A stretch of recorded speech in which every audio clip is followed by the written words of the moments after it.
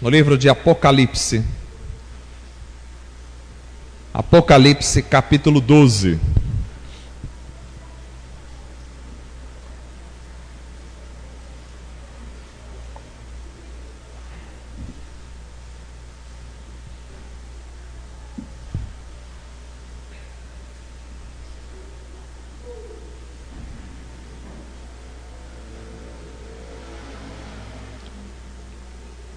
Apocalipse,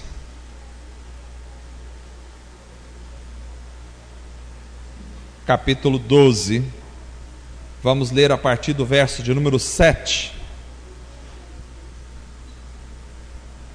12, 7 até o verso de número 11. Diz assim a palavra do Senhor. Houve então uma guerra no céu. Miguel e os seus anjos lutaram contra o dragão. E o dragão e os seus anjos revidaram. Mas estes não foram suficientemente fortes e assim perderam o seu lugar no céu. O grande dragão foi lançado fora. Ele é a antiga serpente, chamada Diabo ou Satanás, que engana o mundo todo. Ele e os seus anjos foram lançados à terra. Então ouvi uma forte voz do céu que dizia: agora veio a salvação, o poder e o reino do nosso Deus e a autoridade do seu Cristo, pois foi lançado fora o acusador dos nossos irmãos, que os acusa diante do nosso Deus dia e noite. E eles o venceram pelo sangue do Cordeiro e pela palavra do testemunho que deram. Diante da morte não amaram a própria vida. Amém. Que texto mais maravilhoso. Não há palavras para descrever a beleza, a profundidade, a grandeza, a majestade desse texto. Vamos orar. Gostaria de orar pela mãe do nosso irmão Marcos, que está passando dias muito complicados de saúde. Oramos ao Senhor e confiamos, Deus é poderoso para curar qualquer tipo de enfermidade, para intervir em qualquer situação. Oremos pela vida do nosso irmão Marcos também, que está pregando em uma outra igreja, pedir oração dos irmãos. Vamos orar. Graças te damos, ó Deus, por estarmos juntos mais uma vez, reunidos em nome de Jesus. A tua palavra é viva, eficaz, poderosa. Tua palavra, Senhor, faz a diferença na nossa realidade pessoal. Tua palavra faz a diferença na igreja. Tua palavra faz a diferença no mundo. Ó Deus amado, louvamos ao Senhor pelo privilégio de nos debruçarmos esta noite sobre a tua palavra, para aprendermos aquilo que o Senhor tem revelado aos nossos corações a partir da tua palavra. Dá-nos discernimento, sabedoria, dá-nos, ó Deus, iluminação dos céus, para compreendermos a profundidade da tua palavra e daquilo que o Senhor quer revelar a nós. Pedimos a tua bênção sobre a vida do nosso irmão Marcos, ó Deus, que ele possa ser usado pelo Senhor também para ministrar a tua palavra aonde está pregando. Ó Deus, abençoe também a sua mãe, para que ela possa, ó Deus, se recuperar desta doença, para que ela possa, ó Deus, ter as energias, as forças restauradas. Tu és o médico dos médicos e nada pode escapar ao teu poder, à tua vontade, à tua atuação. Para ti não há impossíveis, ó Deus, e nós descansamos na tua presença, no teu poder e na tua vontade. que tudo seja feito para a tua glória. Senhor amado, que possamos, ó Deus, aprender esta noite e colocar em prática na nossa vida, para a glória do Senhor. Que o poder do teu Espírito Santo seja presente em cada mente, em cada vida, em cada coração, que nada venha atrapalhar a exposição desta palavra, que nada venha roubar de nós o conhecimento desta palavra, que nada venha nos distrair para não praticarmos esta palavra, que tudo seja para a glória do Senhor, hoje e sempre, em nome de Jesus. Amém. Amém.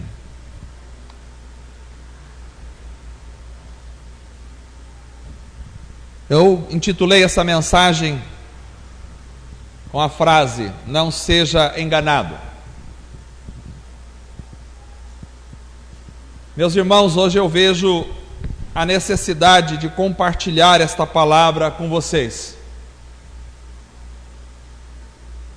Nós vivemos em dias muito difíceis, vivemos em dias muito complexos, vivemos em dias muito estranhos. Talvez uma das grandes dificuldades da nossa época é a de que há uma estratégia arquitetada, há uma estratégia muito bem elaborada, há uma estratégia em curso, na ação, há uma estratégia que possui uma eficácia, que possui um efeito muito real na vida das pessoas. Há uma estratégia montada, pensada, elaborada no meio social. E essa estratégia, ela tem uma mente por detrás. Mas algo que é muito atordoador é que a mente que está por detrás desta estratégia não é uma mente natural, não é uma mente humana, não é uma mente física.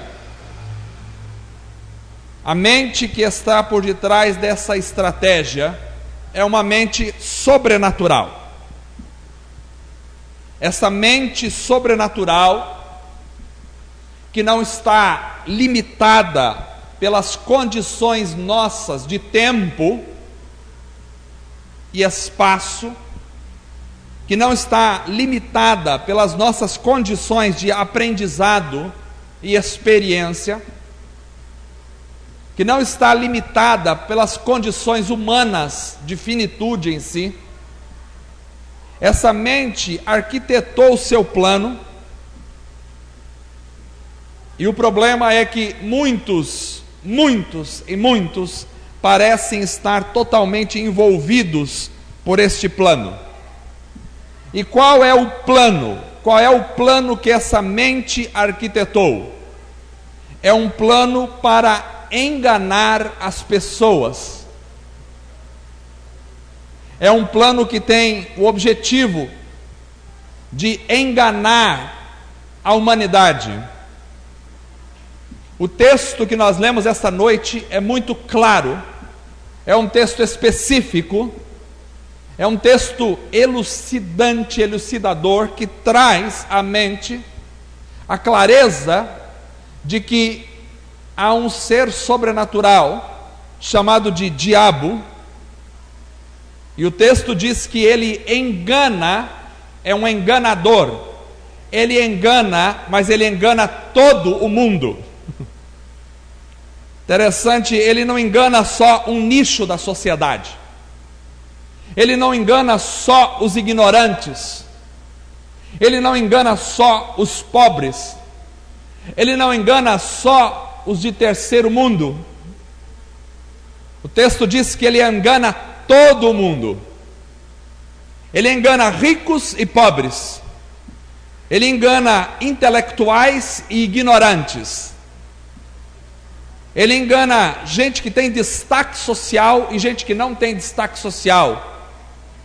Ele engana trabalhadores braçais e mega multimilionários empresários, construtores da sociedade. Ele engana escritores, produtores de pensamento, e ele engana a grande massa manipulada por esses produtores de pensamento. Fato é que as pessoas estão na sociedade claramente enganadas por essa mente.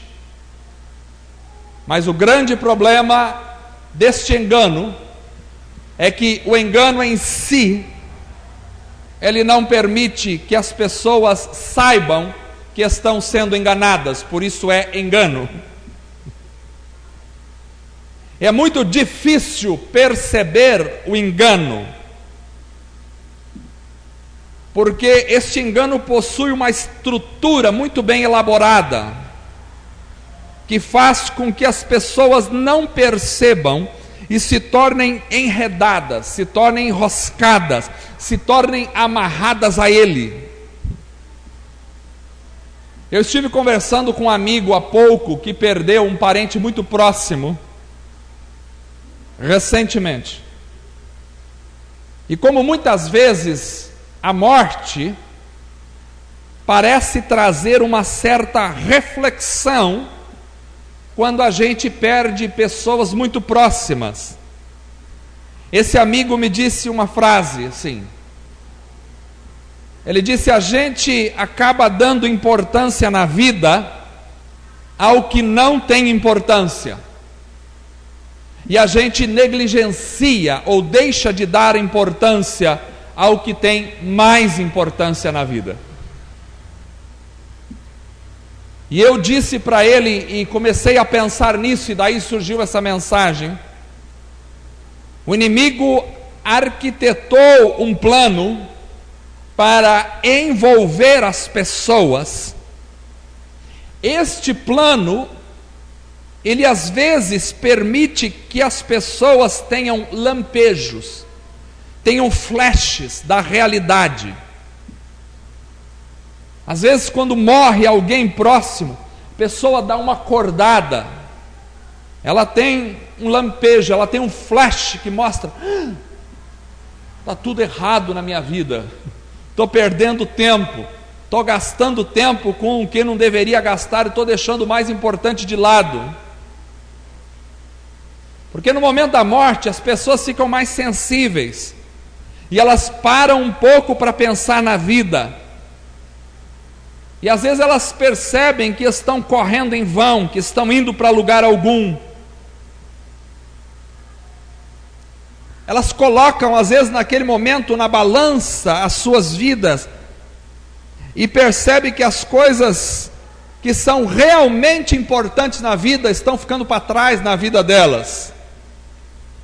Mas este plano é tão arquitetado, ele é tão eficaz, ele é tão poderoso, que, via de regra, as próprias pessoas que disseram frases assim, ou que acordaram por alguns instantes, minutos depois, às vezes logo após colocarem o caixão dentro da sepultura, fecharem aquela sepultura, quando começam a caminhar no cemitério, voltando para casa, já imediatamente vão começando a esquecer tudo. O plano é tão arquitetado que ele permite segundos, minutos de lucidez, mas daqui a pouco eles já são envolvidos completamente de novo na máquina da vida.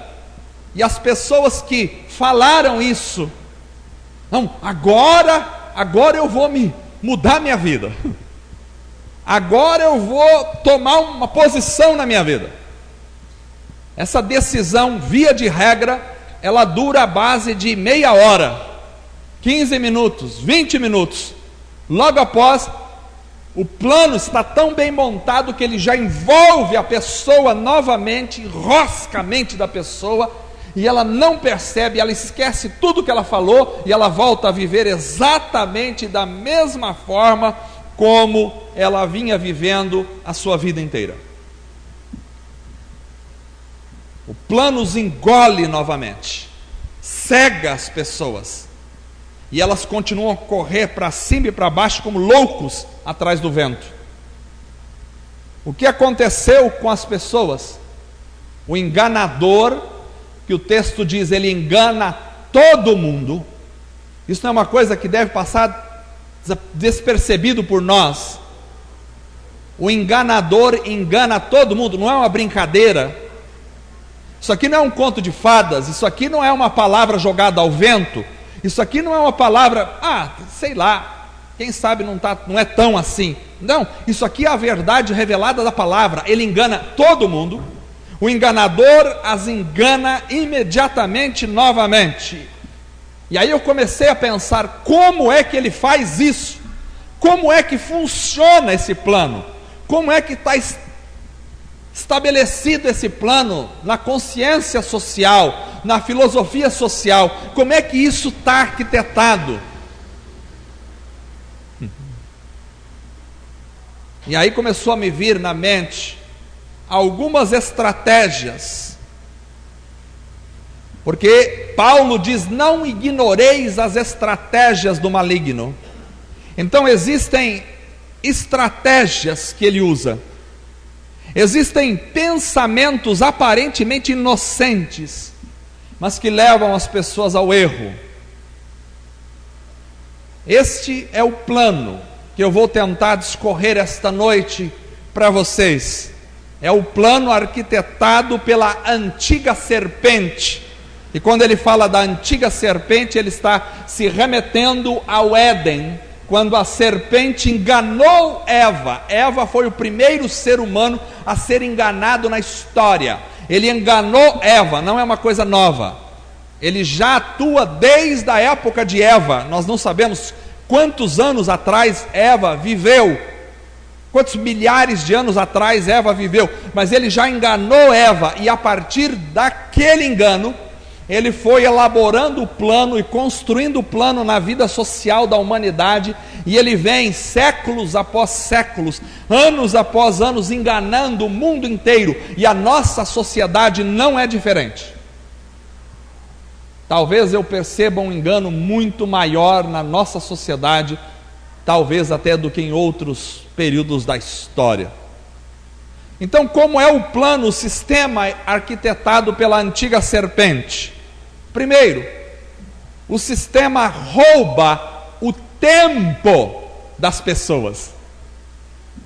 O sistema rouba o tempo das pessoas.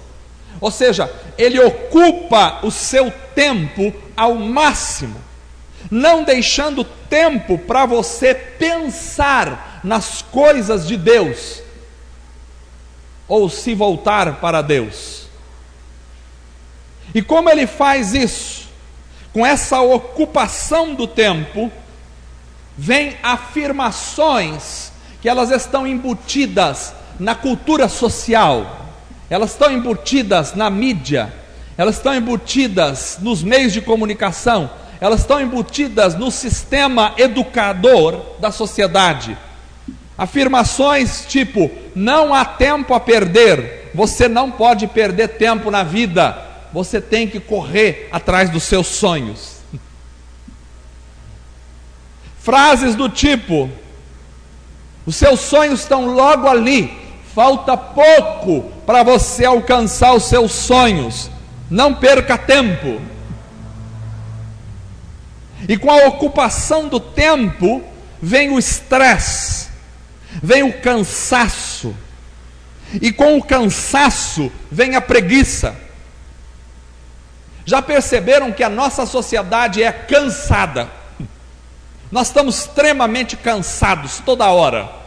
A gente chega à sexta-feira arrebentado de cansados, mas na segunda-feira a gente já começa a segunda-feira cansado. O sistema nos envolveu de tal forma que a gente está muito cansado, a gente corre, o estresse é terrível, o cansaço é imenso. Há uma falta de disposição nas pessoas, porque o cansaço gera a falta de disposição. Às vezes até a pessoa gostaria de mudar, ela gostaria de tomar passos decisivos em direção a Deus, mas não há disposição para isso. Cansaço muito grande. A ocupação do tempo se encarrega de estabelecer metas para as pessoas cumprirem. E a gente é cheio de metas, metas e mais metas, e eu não sou contrário às metas. Eu só sou contrário às metas quando não sobra meta para a vida espiritual. Quando as metas nos desenvolvem, quando as metas nos prendem, nos enroscam, e a gente vive correndo atrás. Quando eu conseguir, quando eu chegar lá naquela meta, quando eu me aposentar, então aí vai dar tempo para eu fazer alguma coisa. Via de regra, a pessoa aposenta, e como hoje em dia é mais difícil aposentar, não é? A aposentadoria está ficando cada vez mais rara na nossa sociedade. Mas quando a pessoa aposenta, ela tem que arrumar um outro emprego, porque agora o salário da aposentadoria já não é suficiente para as demandas. Então significa que ela vai trabalhar até a morrer, sem tempo para nada. A ocupação do tempo. Algumas sugestões são utilizadas nessa estratégia, tipo, você não precisa deixar a vida espiritual de lado. Não, não é isso que eu quero. Não deixe a sua vida espiritual de lado, mas também você não precisa virar um fanático. Frequente algumas reuniões da igreja, todo domingo já está bom. Água demais mata a planta. Você já foi domingo, já cumpriu suas obrigações, já está tudo certo, você é um cara religioso, deu certo, você foi lá, já cumpriu as suas obrigações, está certo, agora vai cuidar dos teus negócios. Sugestões do tipo, você precisa de tempo para você mesmo, cuide de você. Já vi um monte de gente falar, agora eu vou cuidar de mim. Mas o cuidar de mim é correr atrás dos meus sonhos a vida inteira. Nunca está relacionado a conotações da espiritualidade, via de regra. Depois sobra tempo para você pensar em igreja. Agora não é o tempo ainda. Frases do tipo, você é um vencedor, você é um campeão, corra atrás do seu troféu, não há tempo a perder. E as pessoas estão sempre correndo atrás do troféu. Parece que o troféu está sempre um passo adiante. Eu corro, eu nunca consigo chegar nele. Quando eu vou conseguir, quando eu vou, me lembro de um desenho animado, Papaléguas e o Coiote. Essa é da minha época, acho que a maioria de vocês aí, não sei se já assistiram esse desenho.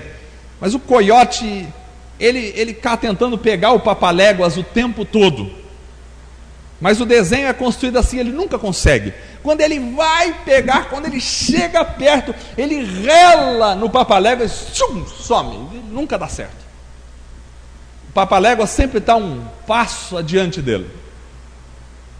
Papaléguas, aquilo é uma parábola, aquele desenho é uma parábola da vida social. A vida social das pessoas é assim, correr atrás do Papaléguas a vida inteira. É o Mutli que corre atrás do pombo o tempo todo, mas nunca consegue pegar o pombo, está sempre à frente.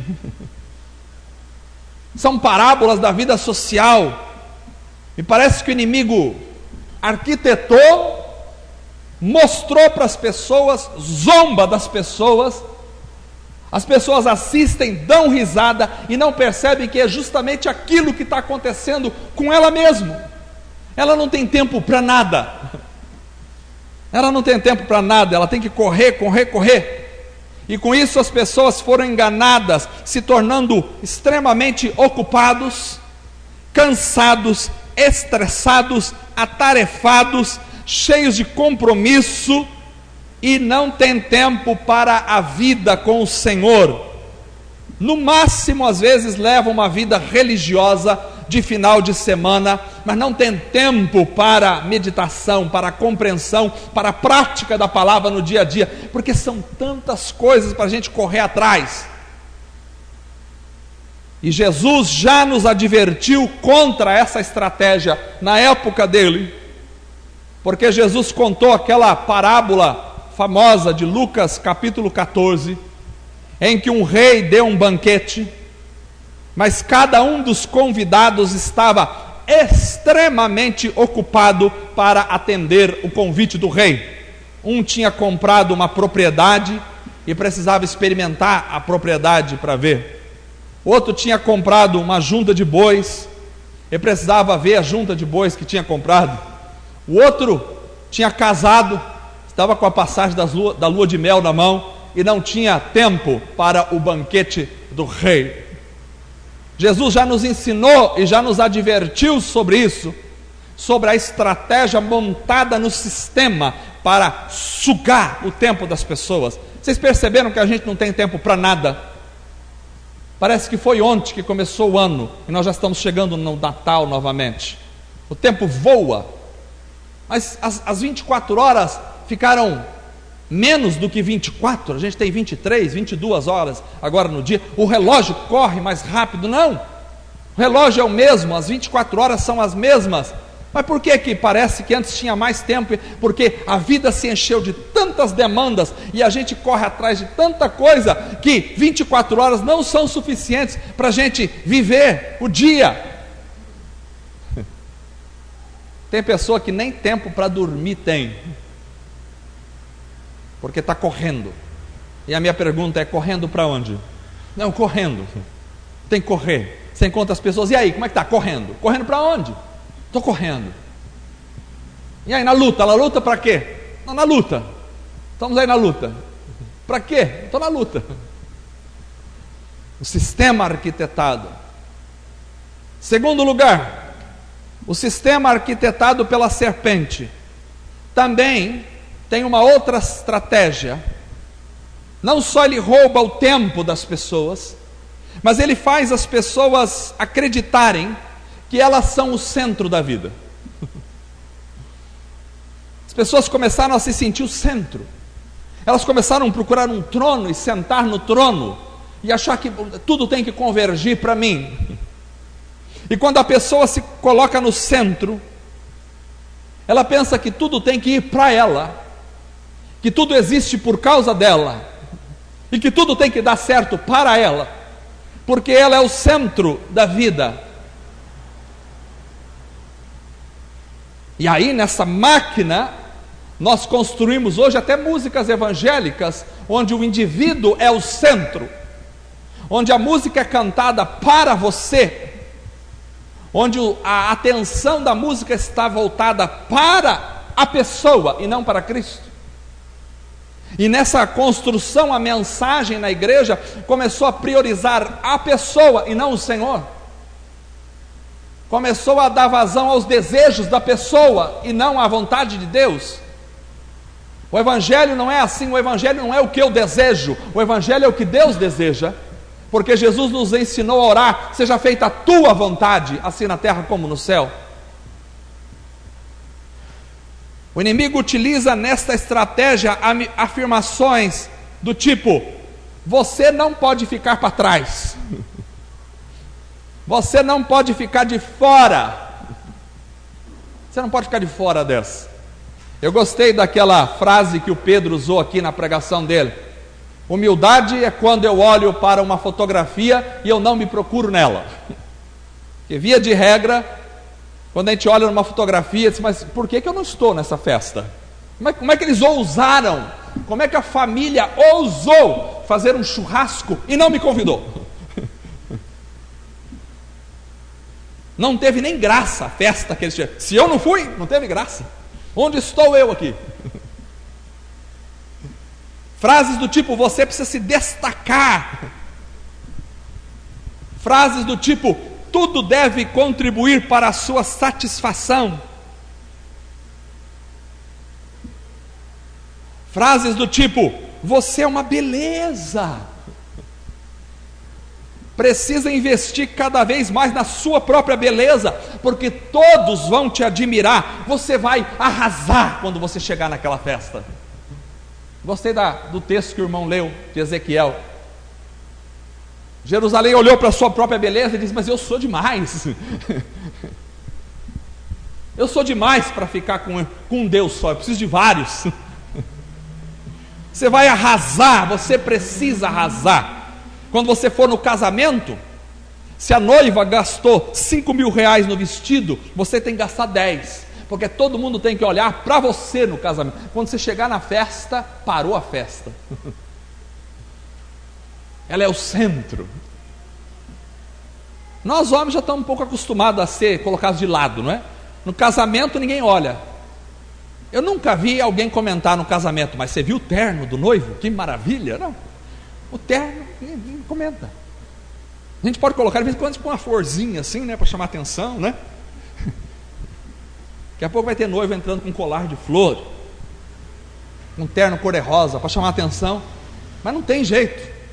É na hora que a noiva entra que toca a trombeta. Pá, pá, pá, pá, e o noivo está aqui faz 2 horas. Tocou malemar um parabéns para você quando ele entrou. Pronto, o cara entrou, ninguém nem prestou atenção. Mas quando a noiva entra, o centro é a noiva. Eu não sou contra isso. Só que às vezes as coisas não são inocentes, elas são metáforas do que está aqui. É o desejo do ser humano de ser o centro. Então por isso tem o dia da noiva. Ela nasceu para aquele dia. Dura poucas horas, é uma pena, mas é aquele dia, é o dia dela. Então ela precisa estar impecável. Tem noiva que tem parada cardíaca até no dia, morre, cai ali. Frases do tipo: você não pode ser humilhado. Quem as pessoas pensam que são para te humilhar? Você não está na periferia, você está no centro. Frases do tipo: Deus está aqui para realizar a sua vontade. O que você quer? Frases do tipo: há muitos prazeres para desfrutar. Você não pode perder os prazeres. Afinal, Deus construiu esse universo com todas as estrelas, com os oceanos, com todos os animais, com toda a biodiversidade, com todas as cores, para você.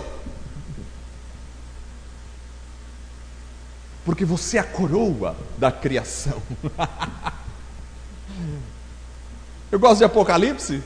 Apocalipse diz que os 24 anciãos pegam a coroa e lançam aos pés do Cordeiro. Porque se alguém tem coroa, é Cristo, o nosso Salvador. E se coroas vão ser dadas a nós, é para serem lançadas aos pés de Cristo Jesus. Porque Deus faz convergir em Cristo todas as coisas. Porque Cristo é o centro. Porque é tudo dele, por ele e para ele. Aleluia. O Evangelho é tudo aos pés de Cristo. Satanás disse: tudo isso te darei se prostrado me adorares. Jesus disse: só adorarás o Senhor teu Deus. Satanás expressa aquilo que está no coração do homem, ou aquilo que ele pôs no coração do homem, o desejo de ser o centro, de ser adorado.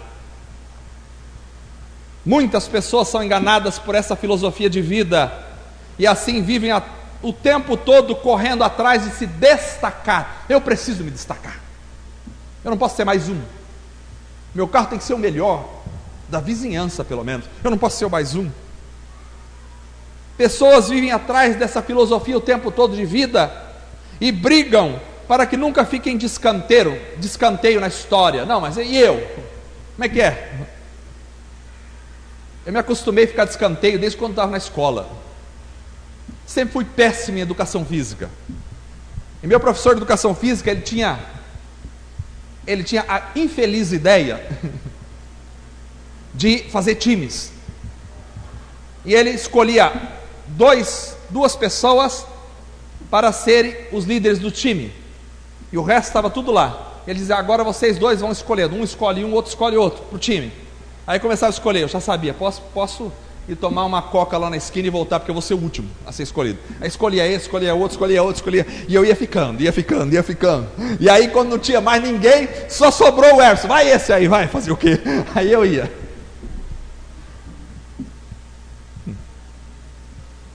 As pessoas brigam para não ficar no escanteio. Eu não gostava de ficar no escanteio. Eu queria ser o primeiro a ser escolhido. Mas quando alguém passava a bola para mim, eu não sabia o que fazer com a bola. As pessoas não aceitam hoje não estar em evidência. Mas e eu? Onde está meu nome? E meu nome? Não apareceu? Que negócio é esse? Não colocou meu nome? Misericórdia! Eu não estava na foto? As pessoas olham para si o tempo todo. É uma estratégia do sistema que diz: você é o centro.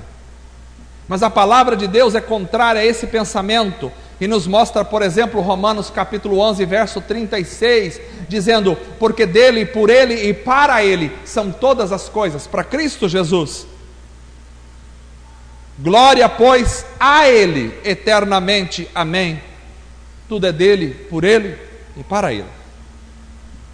Nós não somos o centro, Cristo é o centro.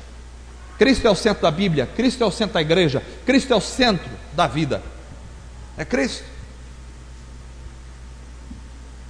Como é o sistema arquitetado pela serpente? Além dele roubar o tempo, além dele dizer para a pessoa: você é o centro.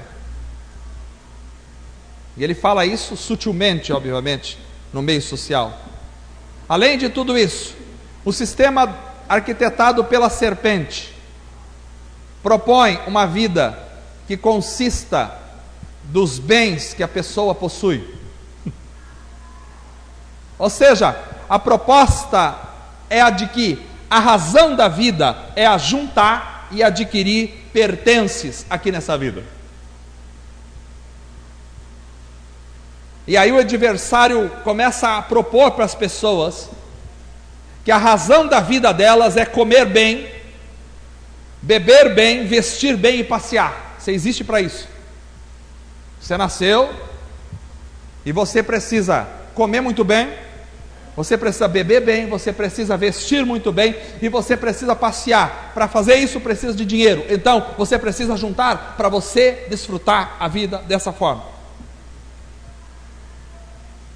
E as pessoas começam a correr atrás das coisas.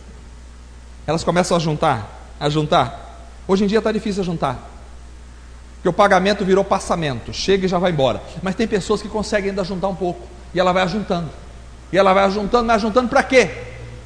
Juntando para um dia eu vou, um dia eu faço. E aí quanto mais a pessoa tem, mais ela quer, porque o sistema diz: quanto mais tiver, melhor será. Isso aí está embutido no meio social, na consciência social. Quanto mais você tiver, melhor será para você. Então a pessoa fala: então eu preciso ter mais, cada vez mais.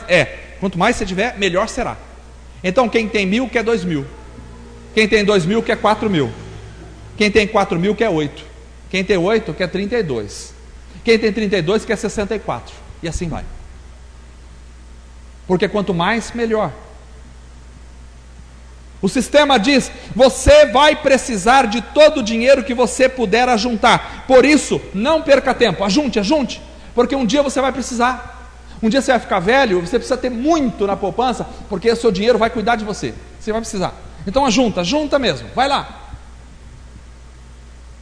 O sistema, ele é tão maquiavélico, que de vez em quando ele joga uma vertente. Ele diz assim: bom, para aquelas pessoas que pensam um pouquinho e falam: não, mas vou juntar, 99 anos de idade, ajuntando. Não, aí o sistema fala: não, para você também tem uma outra proposta. Quando você tiver o suficiente, você não precisa mais parar de ajuntar. Você pode parar de ajuntar. Você não precisa mais ajuntar. Quando você tiver o suficiente. O problema é que o suficiente nunca chega. Quando você tem tanto, você fala assim: mas ainda eu preciso um pouco mais. Espera aí, não é o suficiente. O suficiente nunca chega.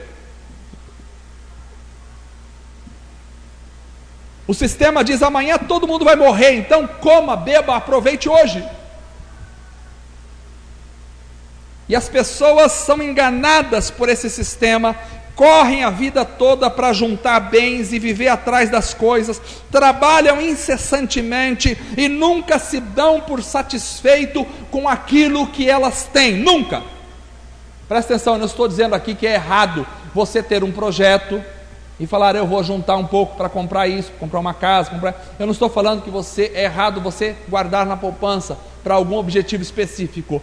Eu estou dizendo que é extremamente enganoso e pecaminoso você viver a tua vida para juntar tesouros aqui na terra.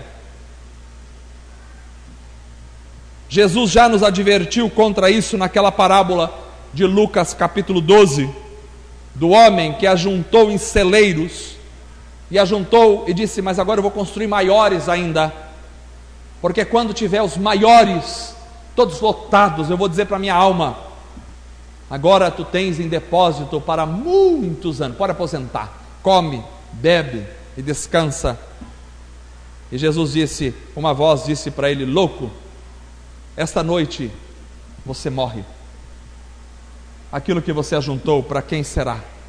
A vida do homem não consiste dos bens que ele possui, porque a vida é mais importante do que comida, e o corpo é mais importante do que as roupas, disse Jesus. Não há limites para quem está envolvido por esse sistema. A pessoa sempre ajunta, sempre ajunta, sempre ajunta, mais e mais.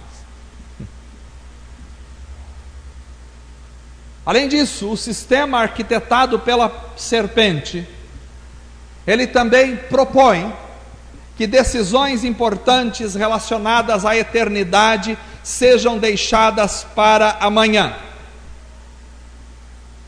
Decisões importantes relacionadas à eternidade sejam deixadas para o dia de amanhã.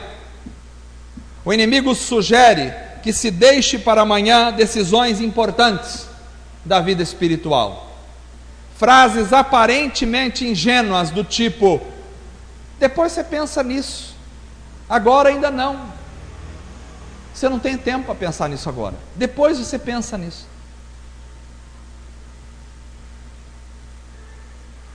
Frases do tipo, esse negócio de vida espiritual é para quem não tem o que fazer, é para o pastor. Pastor que não tem nada para fazer, que fica só pensando em Bíblia, pensando em vida espiritual, em céu. Não, você tem que pensar em outras coisas, vai curtir a vida.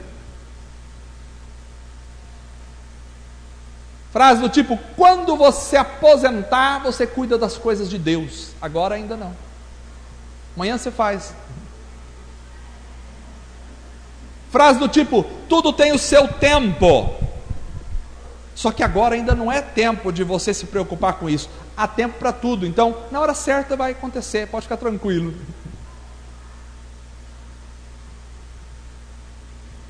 Frases do tipo, há muita coisa para você resolver agora, cuide primeiro das mais urgentes, que são as cotidianas.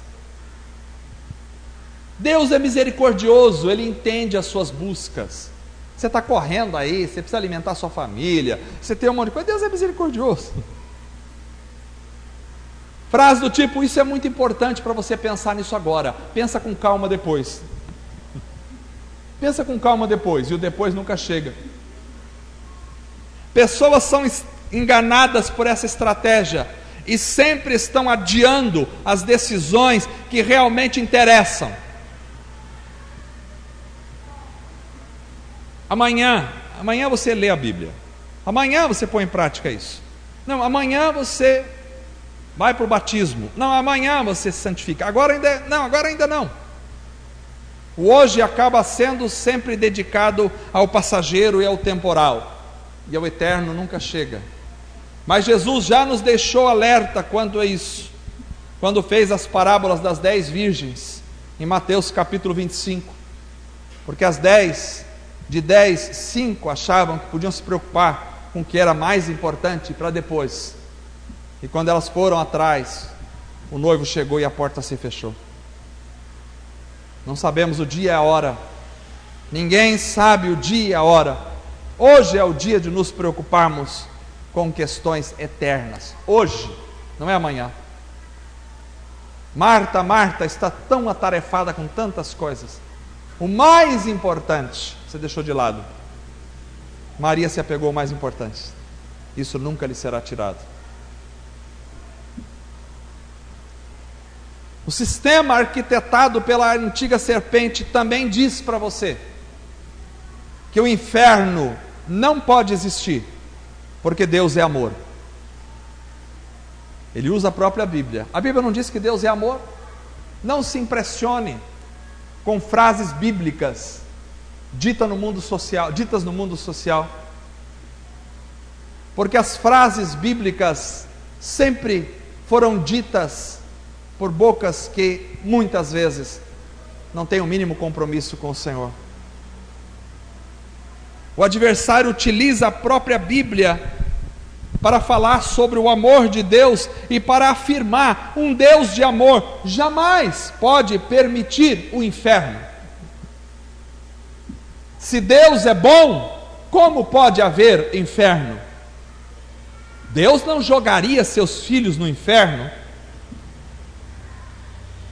Desde que o mundo é mundo, se fala que um dia vai haver um julgamento e o mundo vai acabar, mas até hoje nada. Quem sabe um dia, mas demora. Frases do tipo: o diabo está muito ocupado com outras pessoas, está muito ocupado com os pastores, ele não está nem ligando para você, você está na trégua. Frases do tipo: inferno é para assassino, ladrão e prostituta. Como você não é um assassino, nunca matou ninguém, você nunca roubou nada e você nunca se prostituiu, então o inferno é para você.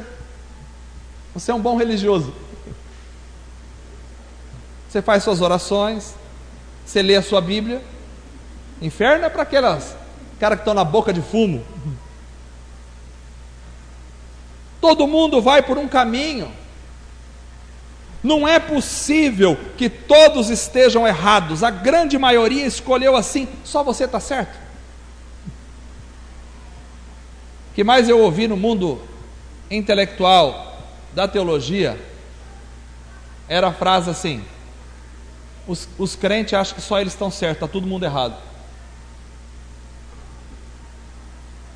Está todo mundo errado. Islamismo, milhões de pessoas seguidores. Hinduísmo, milhões de seguidores. Budismo, milhões. Só os crentes que estão certos? Esqueceram que Jesus disse que a porta é larga, espaçoso é o caminho, e muitos são os que entram por ele. Mas apertada é a porta, estreito é o caminho que leva à salvação, e poucos são os que encontram. Poucos. Frases do tipo: depois você se arrepende e fica tudo certo, porque Deus é amor. No final tudo vai dar certo. Essas frases a gente usa toda hora. Pode ficar tranquilo, no final tudo vai dar certo. Mas a Bíblia não diz que no final tudo vai dar certo. A Bíblia diz que no final haverá um certo e um errado. Só que muitos estarão no errado e alguns no certo. Pessoas são enganadas. Eu gostei da colocação do irmão de Ezequiel hoje, que as pessoas estão enganadas. Elas acham que um Deus de amor não pode ser um Deus de justiça. Elas acham que um Deus que ama jamais pode estar de acordo com o inferno, porque o inferno significa punição, e punição na mente social hoje é injustiça.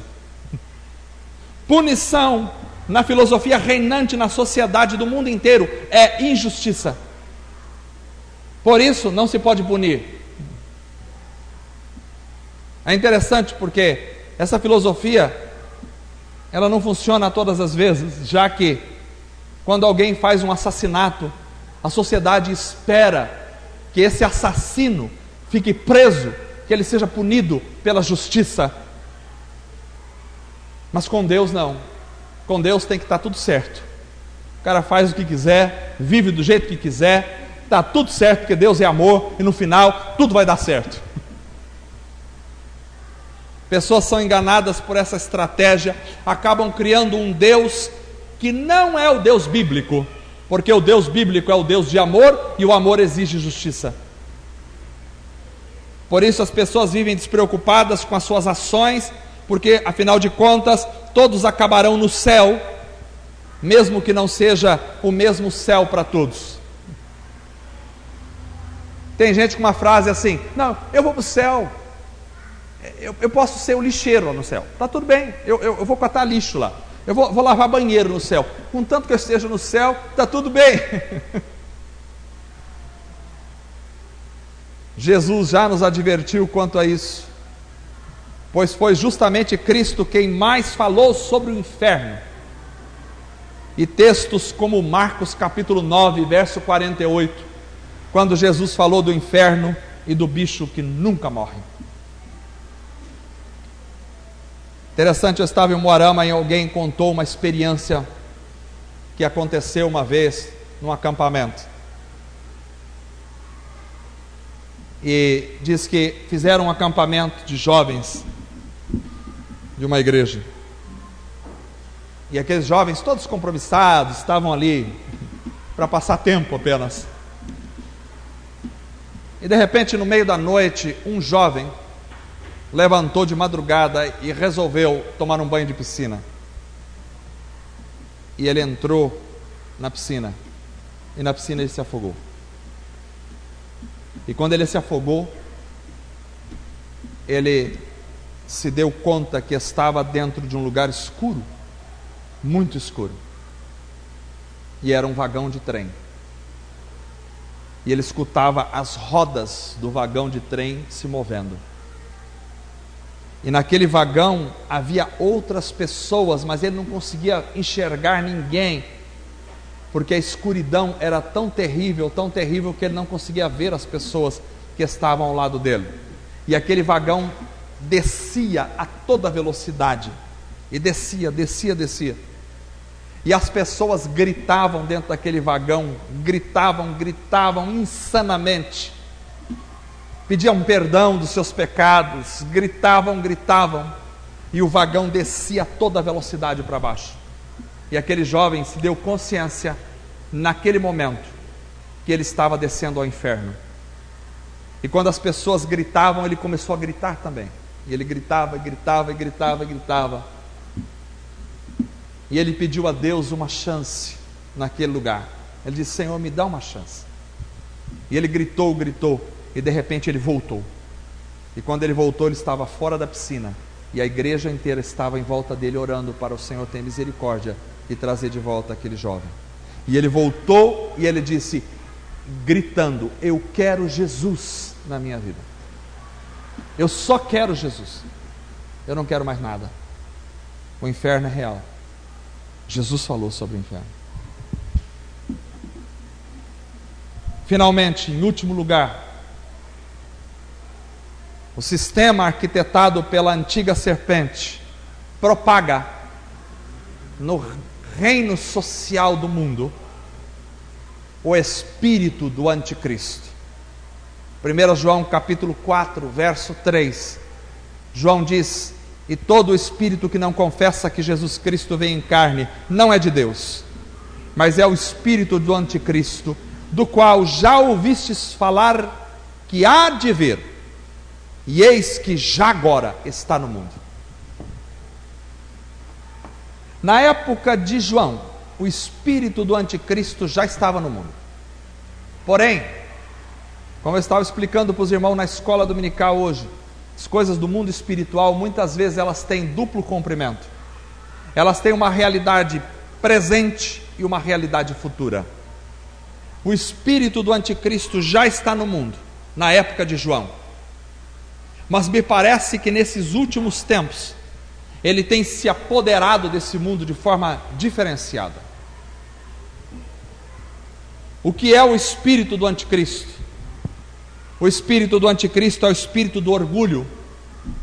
As pessoas estão se tornando cada vez mais orgulhosas, e é muito difícil viver neste mundo por causa do orgulho. Ninguém aceita ficar por baixo, ninguém aceita ser humilhado. O orgulho bate no coração das pessoas. As crianças já expressam orgulho na sua própria infância. Mas mais do que isso, o espírito do anticristo é o espírito da rebeldia. A rebeldia contra a autoridade. E isso tem sido um atuante no meio social. Antigamente, se vocês lembram, os mais velhos, os pais tinham autoridade dentro de casa com os seus filhos. Antigamente tinha vara de marmelo em cima da geladeira. Antigamente tinha chinela havaiana. E o filho que não andasse na regra, o pai, a mãe, tinha chinelo em casa.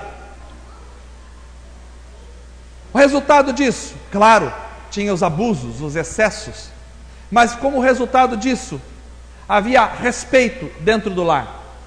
Os filhos respeitavam os pais. Mas a evolução social criou um outro caldo cultural. Um caldo cultural que diz que o pai não pode bater no filho e não pode corrigir o filho, porque isso é errado, é politicamente incorreto, é contra a cultura, é contra a modernidade. Pai que bate no filho, ou que corrige o filho, ou que castiga o filho, é coisa dos trogloditas do passado. O modernismo não aceita isso. Então, hoje em dia, os filhos batem nos pais, porque o pai não bate no filho, o filho bate no pai. É uma revolta que está começando desde dentro de casa. Como consequência disso, isso veio porque quando o princípio de autoridade, preste atenção nisso que eu estou falando, é muito sério. O princípio de autoridade é quebrado dentro de casa, então esse princípio de autoridade vai extrapolar quebrado para o meio social. Como resultado disso, na minha época, a gente tinha medo dos professores dentro da sala de aula. O professor tinha autoridade dentro da sala de aula. Teve uma época que os professores entravam, os alunos ficavam de pé. Respeito ao professor. O professor era visto como alguém com autoridade. Tinha excessos, é verdade, tinha excessos, mas havia autoridade. O professor ensinava, o aluno aprendia. Hoje em dia, como consequência dessa realidade, os professores têm medo dos alunos na sala de aula. Eu falo isso com conhecimento de causa. Minha esposa dá aula para a 4ª série, alunos de 8, 9 anos. Minha esposa tem medo de alguns alunos dentro da sala de aula. Medo. Crianças de 8, 9 anos. Psicopatas. Crianças que não aprenderam os limites, que nunca houve limites. E ai de um professor, se falar alguma coisa para um aluno, o aluno conta para o pai vai na Secretaria da Educação, a Secretaria da Educação chama o diretor, chama o professor e vai contra o professor e contra o diretor e a favor do pai que está a favor da criança. Esses dias veiculou na internet um vídeo, não sei se é fake news ou não, mas parece que não, porque estava muito claro ali, de uma professora que repreendeu verbalmente uma aluna na sala de aula. A aluna contou para a mãe esperou a professora sair da escola, deu uma surra na professora, na porta da escola, filmou, foi para a internet. Na minha época, se o filho apanhasse do professor na sala de aula e viesse contar para o pai, apanhava do pai em casa também, porque se você apanhou, porque você fez alguma coisa errada.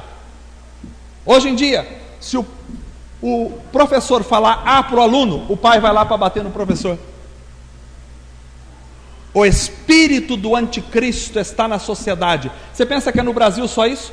Recebi um e-mail de uma amiga, uma mensagem via celular de uma amiga que está nos Estados Unidos, americana, e ela disse: nos Estados Unidos, os alunos são absolutamente indisciplinados. O professor não tem autoridade nenhuma na sala de aula. E todas as leis vão a favor do aluno e contra o professor. Recebi uma informação de um amigo que está morando na Inglaterra. Há muitos anos atrás ele me disse: na Inglaterra, as crianças são extremamente mal criadas, fazem o que querem, destroem tudo, porque os pais não podem sequer relar a mão nas crianças. O espírito do anticristo já comanda o mundo. Por quê? Porque o espírito do anticristo é contra a autoridade, já que se uma criança não respeita o pai em casa, não respeita o professor na escola, não respeita as autoridades civis, ele não vai respeitar Deus, que é a última autoridade. O espírito do anticristo é o espírito de rebelião contra Deus, então ele prepara a sociedade para a rebelião. Antigamente, o diácono tinha autoridade na igreja, professor de escola. Nós temos um problema, tem igrejas que não existem mais professor para dar aula para as crianças, não existe. Estou falando disso com conhecimento de causa, de igrejas que eu conheço muito próximo. Diz: pastor, nenhum professor quer dar aula. Por quê? Porque as crianças na escola bíblica da igreja, filho de crente, é tão indisciplinado, é tão mal criado, terrível, e ai do professor se ele falar alguma coisa, o pai sai da igreja. Na minha época, o diácono pegava as crianças lá fora e puxava e torcia. Nós éramos, muitas vezes ficava lá, e os diáconos pegavam a orelha das crianças lá fora. Vai para dentro, moleque!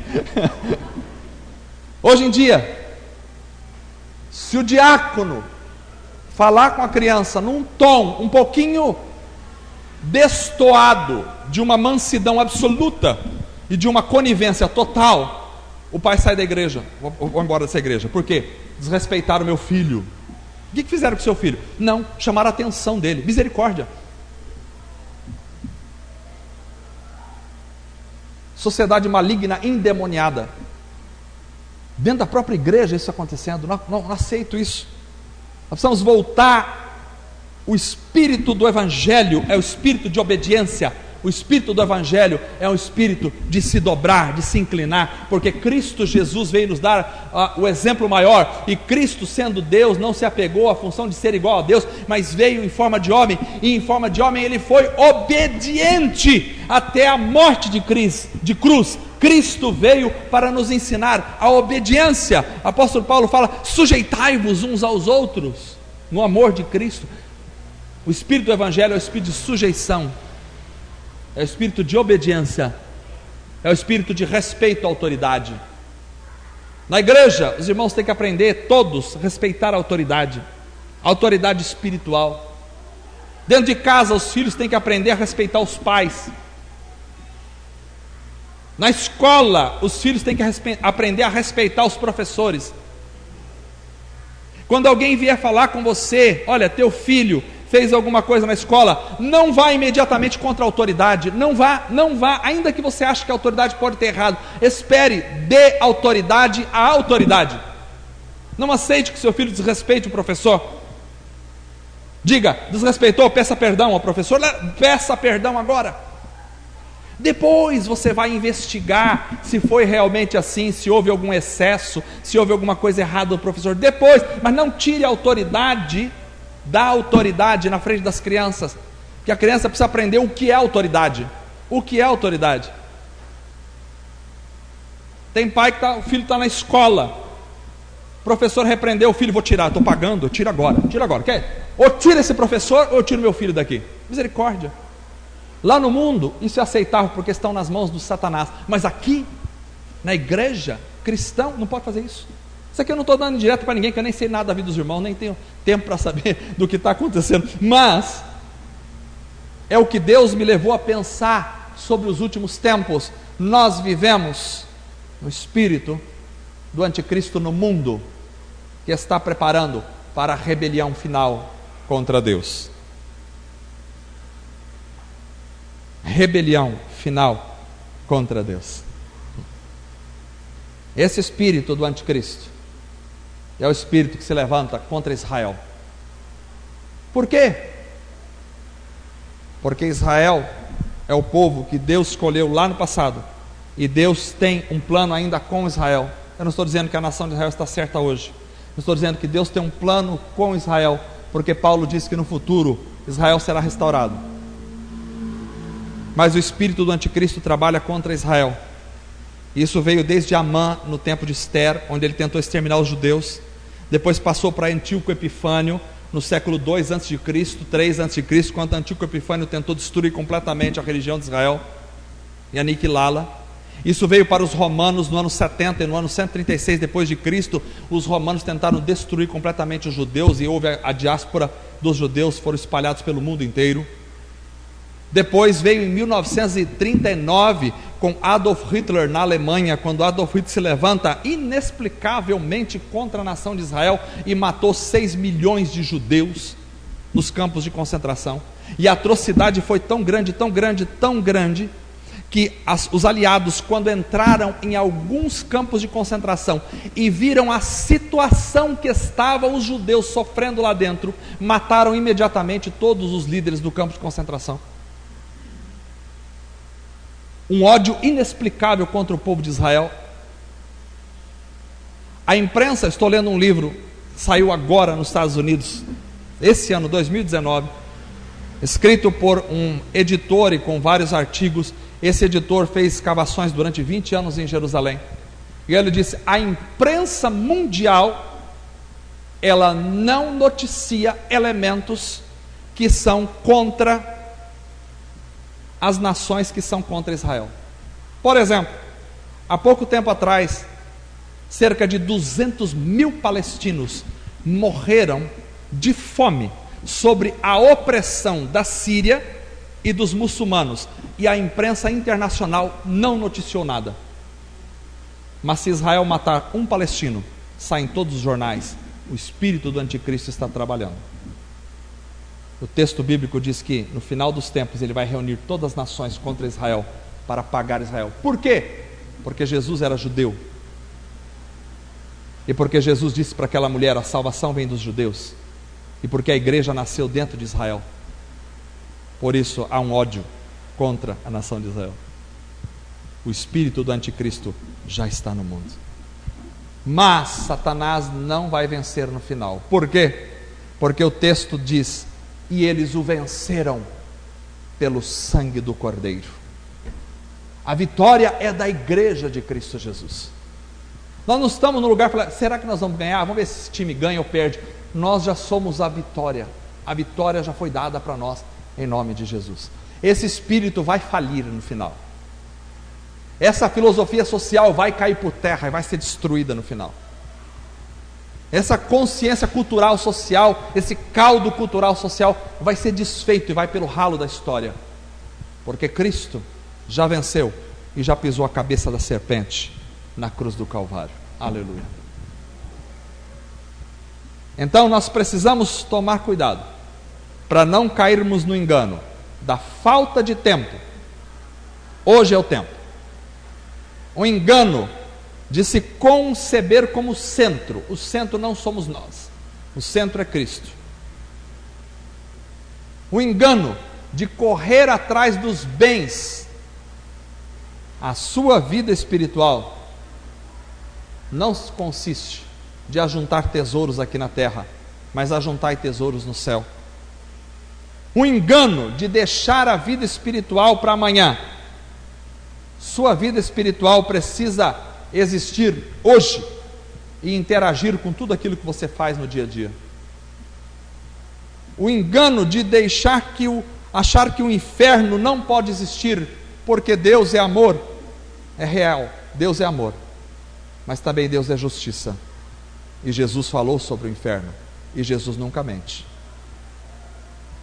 O engano da influência do espírito do anticristo, que é uma demência social que está aí para enganar, envolver e destruir a nação e o mundo como um todo. Vamos orar em nome de Jesus. Eu sei, eu passei um pouquinho da hora, mas essa mensagem é extremamente importante para todos nós. Vamos ficar de pé. Nós precisamos clamar ao Senhor.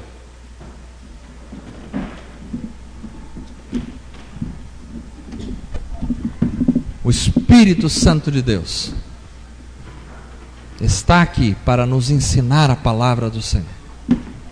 para nos alertar contra as estratégias do maligno. Não ignoreis as estratégias. O diabo é um enganador que engana todo o mundo. Todo mundo. Pior de quem está enganado é não saber que está enganado. Mas ele engana todo mundo. A igreja de Cristo não é enganada se estiver na luz da palavra. A palavra de Deus é a verdade. É a verdade. A palavra de Deus é a verdade.